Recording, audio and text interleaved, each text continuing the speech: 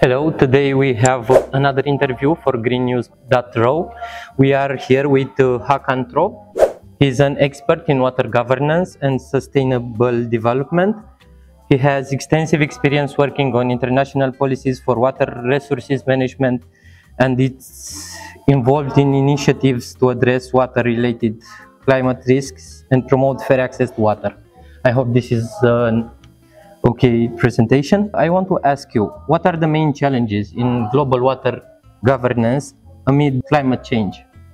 Well, I think there are several. If we look at the actual supply of water, okay. I think with climate, it really means that the supply of water is shifting. So the fact that the rainfall is shifting, the variability is shifting. It also means that in some places there is coming more water, in some places less water. I've seen there were floods in Sahara Desert these days. Okay, I haven't seen that. Yeah, you see, it doesn't happen frequently. Yes. So I mean, it really means also in time that maybe for farmers, rain is coming at the wrong time. You know? Okay. So it's also the timing on when the water comes. You know? So then, of course, you also have, if you look at the increasing demands of water, so the fact that we are developing as societies, economically, socially, also means that we are demanding more water for recreation, for example, but also more water for producing food, energy. So for industry. Industry, okay. Exactly. So I think these two things, the shifting supplies of water and shifting demands, really puts pressures on water in different ways. Okay.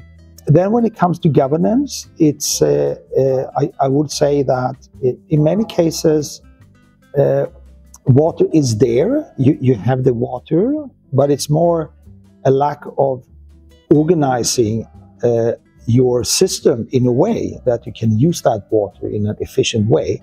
So sometimes we say that the water crisis is a governance crisis. Okay. So it's very much about how you organize society around this shared water resource. How can governments collaborate to ensure fair and sustainable water resources use? How they can... Yes. Yeah. How the governments can work together, you know, to fix this problem. Yeah. Well, I think it takes more than only governments. I think it's collaborating, of course, the different levels of government, from local municipalities, local government, up to the more central levels of government. So there needs to be coordination and collaboration. But then you also need to work like across sectors with industry, for example, or within the government, between the ministries. So typically water issues you would find water in maybe some 6 to 8 different ministries. Okay. In a country. So it's a bureaucracy problem sometimes? Indeed, yes. Okay. I would say so. So it's really then when you have water being very dispersed when it comes to your bureaucracy, and it gets very fragmented. So then it's very difficult to have more consistent decision-making on water that will have an impact on water use efficiency, for example. Can you give us some specific measures that cities or, I don't know, municipalities should take in order to address water risk and climate change? Yeah. Well, I think one type of response would be, to maintain certain types of ecosystems, for example. So if you maintain wetlands maybe around the city, for example, or even within the city, then you would have some flood protection, for example. Okay. Wetlands would function as buffered zones, so they would take up some of the floodings, you know. Then, of course, you would need maybe to invest more in stormwater draining and develop that type of infrastructure in a city. I think also depending on your problems, as I said, it can be too much water, but if you have too little water, maybe you can have more parks, for example, in a city. I've noted here in Bucharest, you have lots of parks. We have some big parks. Yeah, and they also function as infiltration points for groundwater, for example. Okay. So actually, a lot of green space also means a lot of groundwater recharge, which is good, especially if you depend on groundwater, maybe for your water supply. So I think those are some examples. Then, of course, you can work on water reuse systems. So it's water that's been used in the household system, so to say, the public water system. When it comes back, you clean it, or you clean it partially, and then you can use it maybe for watering purposes. Agriculture and things like exactly. that. Okay. So not for drinking, but and you don't need to produce like clean drinking water for reuse. Just clean water, but for other purposes. Exactly. Okay. Yeah. Can you provide us some successful examples of water management policies that could be replicated elsewhere?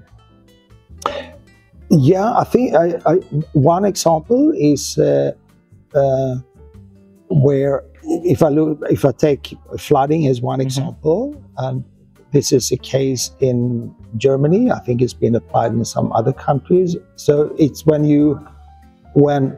house owners, they work with insurance companies and the local authorities. So actually then you can have your house kind of flood certified. So it means you work with the insurance company and the local authority, and they will then make an assessment of your house when it comes to kind of flood risk. Depending on its positions and exactly. And then they also suggest some measures you can take as a house owner. So if you take those measures, you can also lower your risk premium, what you pay to the insurance company. I understand. So I think this is a very smart system where house owners are working within private sector, insurance companies, and the local authorities. So I think this is just one example on how you can work on flood protection in a very localized way. And I think this is something that also can be kind of replicated, or similar type of models can be used in other areas. Last month we had some strong floods in Romania and also Central Europe. How do you think that we can prevent those? Very good question. I do know that there's already been in Central Europe. There's also been a lot of investments when it comes to flood protection infrastructure, for example. But I understand that Austria is the first country with the most implemented projects on this area. Yeah. So of course, one measure is to increase like the walls, for example. You know? So you know that what used to be 100 years floods is now maybe every 20 years. Yes. Or thereabouts. This is because global warming, or why they are happening more often? It's because of the climate change. Yes. So it really affects the climate and the rainfall variability. So one tendency is that you have more water coming under a shorter period. So it's something that's being seen in these more temperate zones, like in Central Europe, for example.